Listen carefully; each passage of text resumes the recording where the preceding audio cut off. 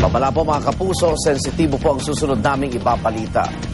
Isang babae natagpuan patay sa trunk ng isang kotse sa Caloocan. Ay sa pamilya ng biktima noong Martes pa nila huling nakita ang biktima. At narito ang unang ronda ni Bam Alegre.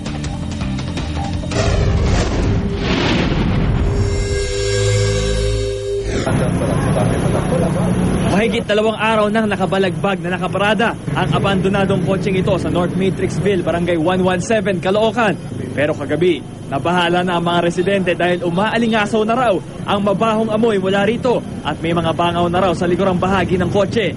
Nang pilitin nilang buksan ang trunk, tumambad ang bangkay ng isang babae sa loob.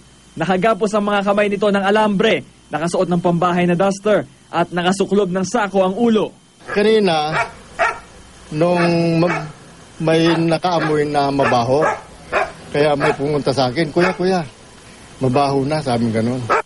Ang bangkay kinilala ng isang residente bilang ang retiradong empleyado na si Marilu Jorge, 49 years old.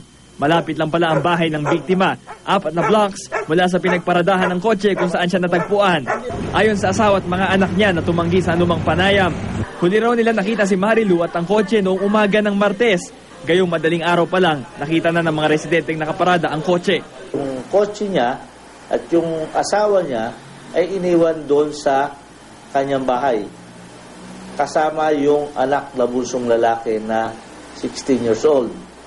Ngayon, pagka balik niya, wala na yung asawa niya at saka yung kotse. Nawawala na, hindi na umuwi magdamag hanggang sa kinabukasan, hindi pa rin dumarating.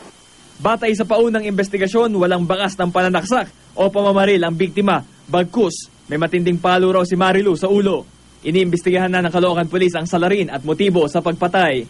Walang motibo ng pagnanakaw doon sa bahay. Kasi nung dumating yung anak nung hapon, nawala na yung kotse at saka yung nanay, intact naman yung mga gamit. Walang nawalang alas, walang nawalang gamit. Maayos naman. Walang forcible entry na nangyari.